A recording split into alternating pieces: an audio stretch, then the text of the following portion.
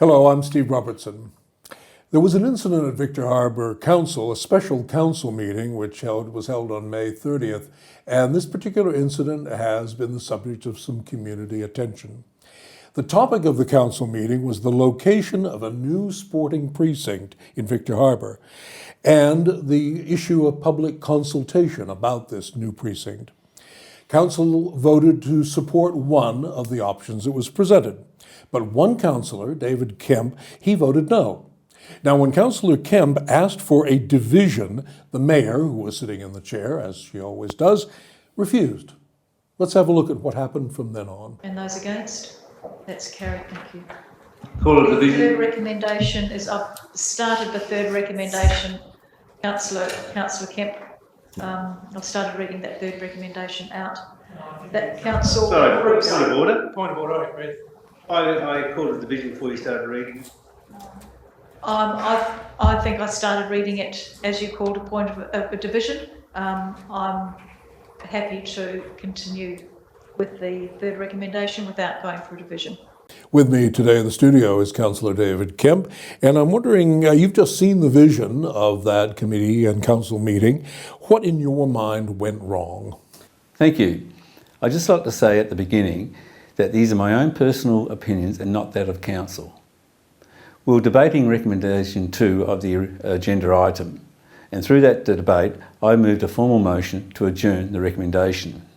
The reason why I did this was because the community has not been asked to give their say as to what they would like for this land to be used for. They may want to have a botanic gardens, or they may want to have a university built there, or they may want a sporting precinct built there.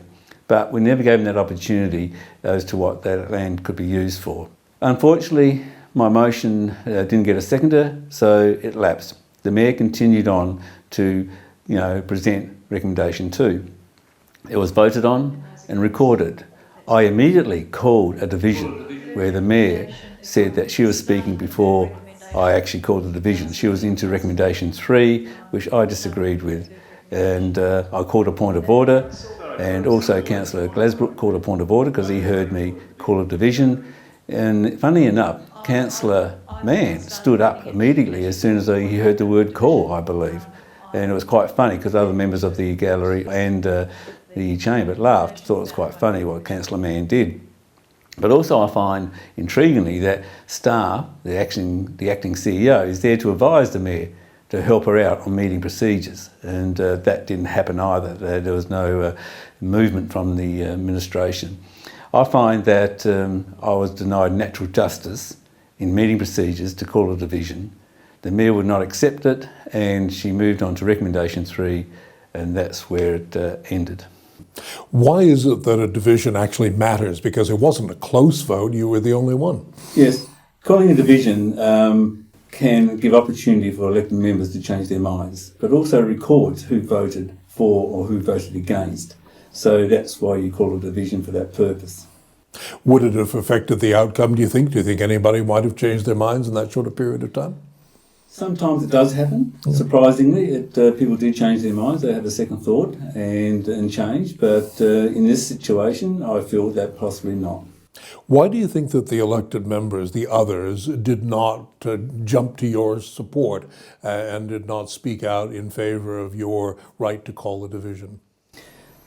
I think it's a question I can't answer, only because I can't speak on behalf of them as to how they thought about whether it was due process done, was meeting procedures followed correctly by the Mayor.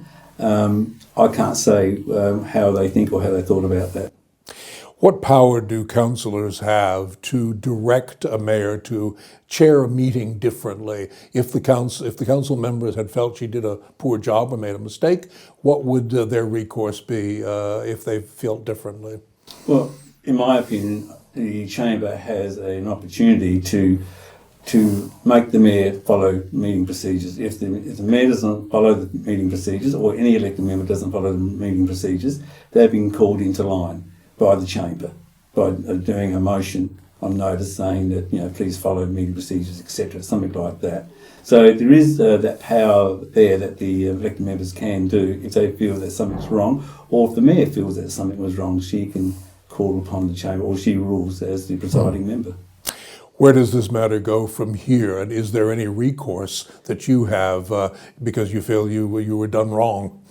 Well, there's no recourse in the fact that I'm just stating what had happened, and I felt that I was denied my democratic right. And I just feel, shocked by the fact that it had happened. And of course, the recourse is none, as I said before, because of they can't change what had happened. Unless there's a motion on notice at the next council meeting to override that decision, but that needs the majority of the vote of the chamber. Is it your experience that this sort of thing has happened before with either Mayor Jenkins or previous mayors doing this sort of thing? Oh, look, it does happen, and where elected members call a division, sometimes for a number of reasons, because the mayor may not have heard it, sometimes you're a little bit too late, because once the next recommendation is spoken to, you can't call a division, only you got that time. But then it's about timing too. Some mayors can, give a more of a pause to give opportunity for reflection. Other mayors can quickly go from one recommendation to another very quickly, and there's no opportunity to do that. So it's really up to the individual mayors on how they run the meeting. As a council member a few years ago, Moira Jenkins called for a less toxic nature in Victor Harbor Council. Are we making any progress, do you think? Look, I can't make comment on whether it's a toxic environment or not. That's something the mayor made as an elected member in the previous term. I believe that, yes, we may disagree about certain aspects of what we're debating, but I believe that we do have mutual respect for each other. Naturally, when you get 10 people in a room, individuals, there's always going to be some form of personality issues with that. But I think from the community's perspective, when they view the council as a whole, I think they see that we're doing a very good job. So from that point of view, yes, it's a technicality that, I'm talking about today, but again, it's there to do, and it's there for the procedures, it's there for a purpose, and that just didn't take place. The mayor didn't allow me to have that opportunity. Councillor David Kemp, thanks very much. Thank you. And those against? That's carried, thank you. Call a The division. third recommendation is, I've started the third recommendation, Councillor Kemp. I've started reading that third recommendation out. That council Sorry, approves. point of order. Point of order, I called a division before you started reading. I think I started reading it as you called a point of a division. I'm happy to continue with the third recommendation without going for a division. With me here in the studio is former councillor Peter Charles, and Peter is a long-time observer of the Victor Harbor Council. What do you think about what went on? And I believe you were there actually to witness all of this. I wasn't surprised. I felt that it was a few meetings ago, I can't recall when, this very same thing came up, and it was the CEO who said, look, I'm terribly sorry, but the mayor has moved on to the next item, so it's too late. I think it's quite unfair. I think in the case of what we've witnessed just with David Kemp, or Councillor Kemp just recently, that it was very, very rude and unnecessary, because it was, or felt like milliseconds, but it was 1 second and a bit that he spoke before she did. And it's just a pure technicality. To me, it's not, it's almost not ethical, to be cutting someone off and not giving them the opportunity to display the fact that they're not happy with the vote, because he is representing people and he wants the people to know where he stood.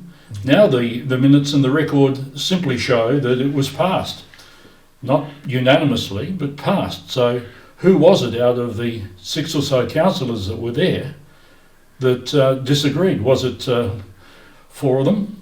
Or was it 1 or 2 or whatever? So unfortunately, it's just not good record keeping, for one thing. Why is it important that a division matter when clearly he was very strongly outvoted? Look, under normal circumstances, you say, okay, he sees things differently from the main group.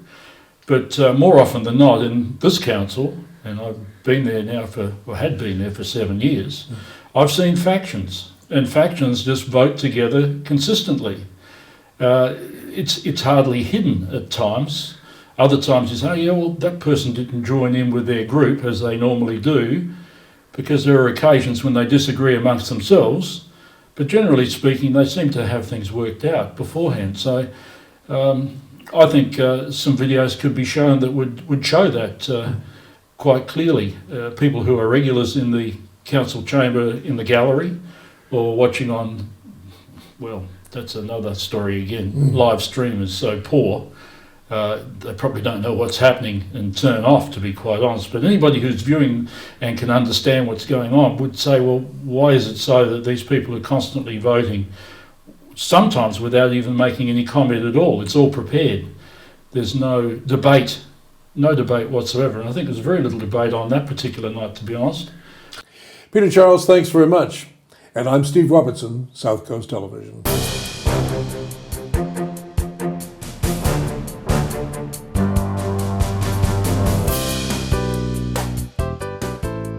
South Coast Television, your community, your voice.